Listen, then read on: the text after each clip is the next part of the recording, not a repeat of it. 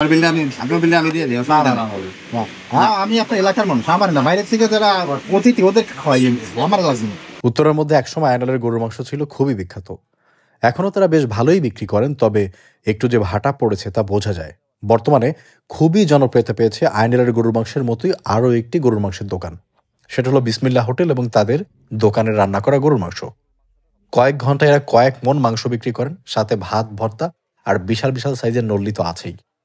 দুপুরবেলা গেলে এখানে খাওয়ার জায়গা পাওয়া অনেকটা দুষ্কর। বাসার খুব কাছে হওয়া সত্ত্বেও আর এত এত প্রশংসা শুনেও কখনো যাওয়া হয়নি। তাই বৃষ্টি ভেজা দুপুরবেলা বেরিয়ে পড়লাম আজকে দুপুরের খাবারটা বিসমিল্লাহ হোটেলের গরুর মাংস দিয়েই খাবো। সালামু আলাইকুম, আশা করছি সবাই অনেক ভালো আছেন। মানে কয়েকদিন ধরেই তো ঢাকায় বেশ একটু পরপর বৃষ্টি নামতেছে, তো আজকেও আবার সকাল থেকে বেশ ভালো বৃষ্টি। মানে বাসা থেকে বের হয়ে কোথাও যাব যেতে ইচ্ছে করে না, একটা কোজিনেস ফিল হয় না যে বাসায় থাকি বৃষ্টির মধ্যে খেয়ে দিয়ে ঘুমাই। কিন্তু উত্তরে খুবই ফেমাস একটা গরুর মাংসের হোটেল আছে, নাম হচ্ছে বিসমিল্লাহ হোটেল। এই নামে আসলে দুইটা আছে। তা আমি একটাতে গিয়েছি, পরে শুনলাম যে এইটা না, আসলে যেটা বেশি বিখ্যাত মানুষজন খুব পছন্দ করে সেটা হচ্ছে আর একটু আগে, পাশাপাশি আর কি, রাস্তার এই পাশে আর ও পাশে, জমজম টাওয়ারের পাশে। তো এই মুহূর্তে আমি দাঁড়িয়ে আছি রিক্সার জন্য। রিক্সা পেলে অন্যান্য অনেক দূরের লোকজন এসে আমার বাসার পাশে এত ফেমাস একটা জায়গায় খাওয়া খেয়ে যায়, আর আমার একবারও খাওয়া হয় নাই। তো এই জন্য আজকে ভাবলাম যে বিসমিল্লাহ হোটেলের গরুর মাংস দিয়ে দুপুরের খাবারটা খেলে কেমন হয়। আমরা বিসমিল্লাহ হোটেলের সামনে চলে আসছি। যারা ঠিকানাটা জানতে চান, উত্তরে আপনি যে দিক দিয়ে আসেন সেখানে এসে যদি আপনি বলেন 11 নম্বর সেক্টর জমজম টাওয়ার যাব, সবাই চিনবে।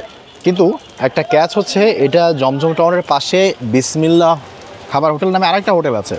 এটা কিন্তু ওইটা না, ওইখানে পাশাপাশি আইজান হোটেল এবং বিসমিল্লাহ হোটেল আছে। ওইটা থেকে ময়লার মোড়ের দিকে একটু সামনে আসলেই হাতের ডান পাশে এই ছোটো দোকানটা, এবং এই জায়গাটায় প্রচুর মানুষ খাওয়া দাওয়া করতে আসে। এখন দুপুরের টাইমে আমরা আসছি, ভেতরে মোটামুটি এখন জায়গা নেই, আমাদের একটু অপেক্ষা করতে হবে, তারপরে গিয়ে হয়তো আমরা বসার জায়গা পাবো। কারণ দুপুরে প্রচুর লোক এখানে শুধু এই গরুর মাংস দিয়ে খেতে আসে। চলেন ভেতরে যাই, অবস্থাটা দেখি। এইটা হচ্ছে ওনাদের সেই স্পেশাল যে গরুর মাংসটা সবসময় আপনারা বিভিন্ন ভিডিওতে দেখেন, এটা হচ্ছে ওইটা। আর এইটা হচ্ছে ওনাদের সার্ভিং এর অপশন, যে ওরকম বাটিতে করে বাড়া থাকে এবং ওইখান থেকে আস্তে আস্তে করে সার্ভ করা হয়। প্রচুর মানুষ দুপুরবেলা খেতে আসে, তো যার কারণে কন্টিনিউয়াসলি উনি দেখা যাচ্ছে একটা পর একটা বেড়ে যাচ্ছে এবং এটা আস্তে আস্তে চলে যাবে বিভিন্ন টেবিলে। আজকে নল্লি নেই না, আছে ভেতরে নল্লি আছে। আমরা একটা নল্লি খাইতে চাইছি, যদি দেখেন পাওয়া যায়। গরুর মাংস তো খাবোই, গরুর মাংসের দোকানে সেটা নল্লি পাই গেলে সেটা বোনাস দেয়, ভালো লাগে। ওনাদের এই যে বিভিন্ন ভর্তা আইটেম আছে, এটা আলু ভর্তা, এটা মানে মাছের না, ইলিশ মাছ ভাজাও আছে দেখি, আর ওদিকে সবজি খেতে দিকে, আর এখানে হচ্ছে আমাদের মাখানো সালাদটাও রয়ে গেছে, আর এখানে ভাত। তো আমরা কিন্তু বেশ ভিড়, এখানে প্রচুর লোকজন এখানে দুপুরে খাবার খেতে আসছে। তো এর ভিতরে কোনো মতো আমরা এক জায়গায় বসেছি, খাবারও নিয়ে নিয়েছি। ওনাদের যে স্পেশাল আইটেম সেটা হচ্ছে এই দেখেন নল্লি, আর একটু সাইজটা দেখেন বাবা, এই দেখেন, দেখছেন, এই হচ্ছে নল্লির সাইজ, বিশাল বড়।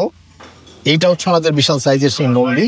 এইটা দামও কিন্তু বেশ ভালো, 700 টাকা দাম, কিন্তু সাথে আবার ওনারা অনেক গরুর মাংস দিয়ে দেয় বেশ কয়েক পিস।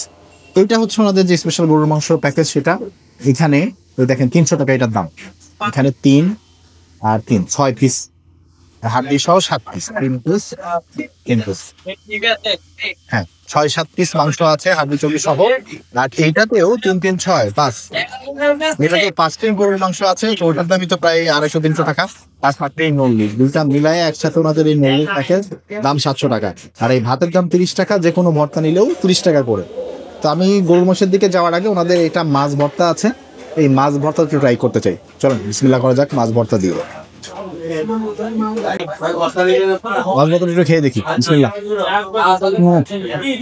মাছ ভর্তাটা একদমই মজা না, এটা দিয়ে ভাতটা মাখায় ভুল করছি, খাওয়ার মতো না।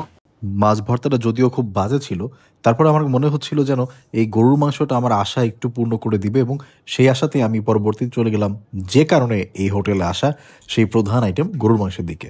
আর বড় যে নল্লিটা, চিন্তা করছিলাম এত বড় নল্লি আমি খাবো কিভাবে, যেটা একটা প্লেটে আটে না, সেটা আমার পেটে আটবে কিভাবে। যেহেতু নল্লির সাথে বেশ একটা গরুর পিসের মাংস আছে, তো আমরা এখান থেকে মাংসটা আগে নিয়ে নিই। প্রচুর তেল তেলে ভাব আছে নল্লির মাংসে, একটু ঝোল নিয়ে নিলাম। প্রচন্ড তেল তেলে ভাতটা মাখানোর সাথে ভাতের কালারটা সুন্দর আসছে, তেল তেলে প্রচন্ড, শুধু ঝোলটা একটু খাওয়া যায়। বিসমিল্লাহ। সেই তেলতেলে ঝোলটা দিয়ে খাবারটা যখনই আমি মাখিয়ে মুখে দিলাম, স্বাদটা কেমন যেন পরিচিত লাগলো। মানে আমি না প্রথম কয়েকবার মুখে দিয়ে ধরতেই পারছিলাম না যে স্বাদটা এত পরিচিত কেন মনে হচ্ছে। প্রথমেই বলে নিই, স্বাদ আসলেই দুর্দান্ত, খাবারটা আসলেই বেশ ভালো, কিন্তু আমার কাছে এই দুর্দান্ত স্বাদের থেকেও পরিচিত একটা স্বাদ খুব বেশি নাড়া দিয়ে যাচ্ছিল, কিন্তু ধরতে পারছিলাম না। ওনাদের রান্না মজা। আমাদের গ্রামে স্পেশালি বিয়েতে গ্রামের বাবুর্চিরা যে ধরনের গরুর মাংস রান্না করেন, এইটা ওই রকম একটা স্বাদ দিচ্ছে আমার কাছে, খুবই মজাদার। মজা, খাবারটা ভালো, গরুর মাংসের ঝোলটা, গরুর মাংসের রান্নাটা আসলেই চমৎকার। যদি মাংসের কোয়ালিটির কথা বলতে হয়, এখানে বলতে হবে সব ধরনের মাংস এখানে আছে, চর্বিযুক্ত আছে, হাড্ডিও আছে, আবার সলিড মাংস আছে। তবে এই সব মিলেমিশেই আমার কাছে মনে হয় সবচেয়ে ভালো রান্না করা সম্ভব। কারণ বড় বড় বাবুর্চিরা যখন দেখবেন রান্না করেন, তারা সব ধরনের মাংস এক কড়াইতে দিয়ে তারপর রান্না করেন, এবং ওই ধরনের রান্নার মজা কিন্তু একটু অন্যরকমই হয়। আর এই রান্নাটা আমার ভালো লাগার কারণ তো আমি বললামই, আমাদের গ্রামে যে বিয়ে বাড়িগুলোতে রান্না হয় বা বড় বড় অনুষ্ঠানে যে রান্নাগুলো হয়, আমাদের গ্রামের বাবুর্চিরা যেভাবে রান্না করে, এই রান্নার সাথে আমি তা অনেক মিল পাচ্ছিলাম। অনেক দিনে সেই পুরনো স্মৃতি মনে পড়ে যাচ্ছিল। ওই স্বাদের সাথে কানেক্ট করতে পারার কারণে আমার কাছে এইটা খুবই বেশি ভালো লেগেছিল। দোকানের পরিবেশটা একদম বাংলা হোটেল যেরকম হয় সেরকমই। এখানে পূর্বে একটা টিনের ঘর ছিল, দু একটা ফ্যান ছিল আর কয়েকটা চেয়ার টেবিল, কিন্তু বর্তমানে সেই ছোট্ট দোকানটাকে এর একটু সুন্দর করে ডেকোরেশন করেছে, ছোট একটা বিল্ডিং করেছে এবং এসিও লাগিয়ে দিয়েছে। তো মোটামুটি আপনার বসার পরিবেশ আগের থেকে অবশ্যই বেটার হয়েছে। তবে বাংলা হোটেলে যে হইচই, যে একটা খুব কেওয়াস একটা ব্যাপার থাকে, সেটা আপনি এই হোটেলে দুপুরবেলা খেতে আসলে অবশ্যই ফিল করবেন, এবং এই হইচইয়ের মাধ্যমেই আপনি বুঝতে পারবেন যে একটা উৎসবমুখর পরিবেশ চলছে এবং লোকজন একদম চেটেপুটে সন্তুষ্টভাবে খাচ্ছে। নলি যে সাইজ, এটা প্লেটে নিয়ে আসলে খাওয়া একটু মুশকিল, বিশাল সাইজ। আর নলির গায়ের সাথে এরকম সেটা রগ প্লাস মাংস সব মিলায় একটু খাই। মাংস খেয়ে তো ভালো মজা পেয়েছি, তবে যে আশাটা করেছিলাম যে নল্লি খাবো, নল্লিও পেয়েছিলাম।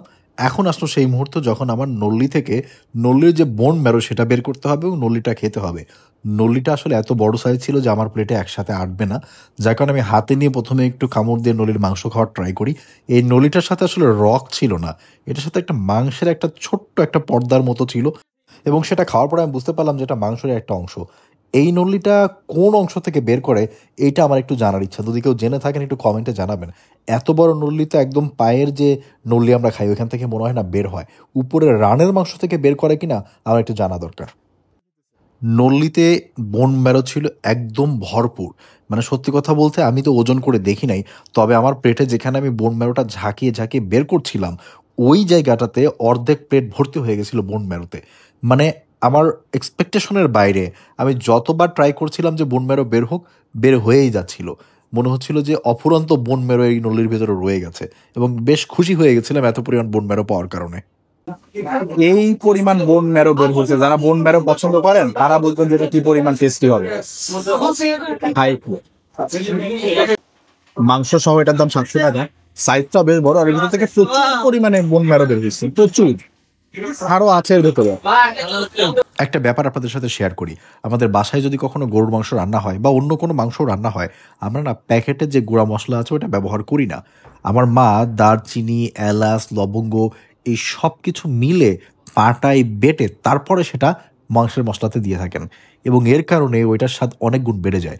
আমি যখন এই মাংসটা খেয়েছি আমার কাছে কেন মনে হচ্ছিল যে এরা গুঁড়া মাংস মনে হয় খুব কম ব্যবহার করেন, এবং স্পেশালি যে এলাচ, লবঙ্গ, দারচিনি আছে এইটা সম্ভবত পাটায় পিষে বা ওনারা নিজেরা গুঁড়া করে তারপর ব্যবহার করেন, যার কারণে ওই এসেন্সটা খুব ভালোভাবে মাংসে ছিল, এবং মাংসের ঝোল থেকে সেটার সুন্দর ঘ্রাণের কারণে মানুষ অনেক বেশি তৃপ্তি করে খাচ্ছিল।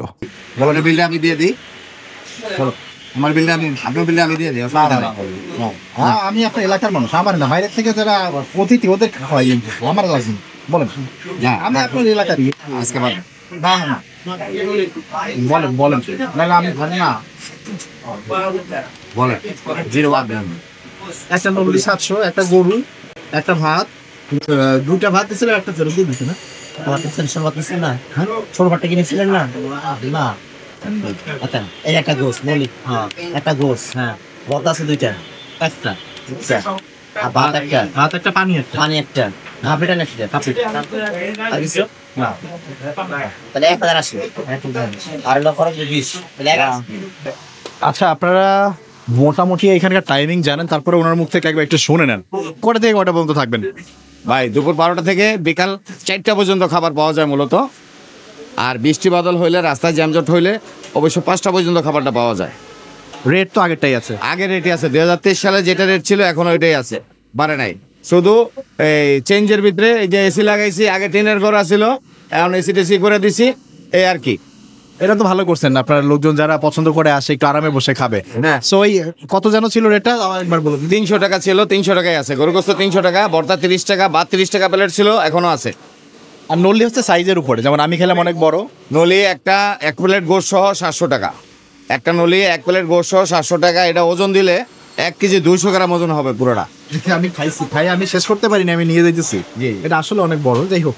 আর ওনার দোকানের খাবারের এই যে জনপ্রিয়তা, এটা মেইনলি স্বাদের জন্য, কারণ উনি এটা ছোট্ট দোকান নিয়ে আসে, এখানে ফ্যান্সি কিছু নাই যে লোকজন ওই জন্য দেখতে আসবে, খাবার ভালো এই জন্য আসে। আর ঠিকানাটা একটু আপনার মুখের থেকে বলে দেন, তাইলে হয়ে যাবে। এটা হলো উত্তর 11 নম্বর সেক্টর, সোনারগাঁও জনপথ রোড। আর এই জমজমের দিক থেকে আসলে হাতের ডান সাইডে পড়বো, পশ্চিম থানার গেটের আগে।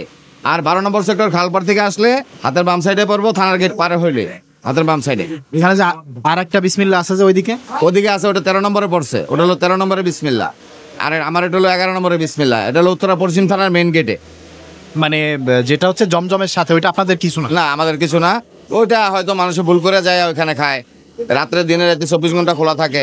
আর আমার মূলত এই খাবারটা খাইতে হলে 12টা থেকে 4টার ভিতরে আসতে হবে। বেশ, নল্লিটার সাইজ বেশ বড় ছিল, আমি শেষ করতে পারি নাই, যাই পার্সেল নিয়ে যাচ্ছি। খাবারটা আসলেই মজা, এটা ডিনাই করার কোনো উপায় নাই। ওনাদের যে রান্না, এটা বেশ ভালো। আমাদের এলাকার বিয়ে বাড়িতে যে টাইপের গরুর মাংস রান্না হয়, আমি খাওয়ার পর আমার কাছে ওইরকম মনে হয়েছে। এই জন্যই লোকজন এত বেশি এবং এখানে এত ভিড় লেগে থাকবে। যাই হোক, ঠিকানাটা আপনাদেরকে যথেষ্ট চেষ্টা করেছি ওনার মুখ থেকে আমার মাধ্যমে সুন্দর করে বোঝানো, যাতে আপনারা বুঝতে পারেন যে এই দোকানটা কোনটা, যেহেতু পাশাপাশি আরও কয়েকটা দোকান আছে একই রকম। সবাই ভালো থাকবেন। ভিডিওটা দেখেছেন তার জন্য অসংখ্য ধন্যবাদ। আল্লাহ হাফেজ, সালামু আলাইকুম।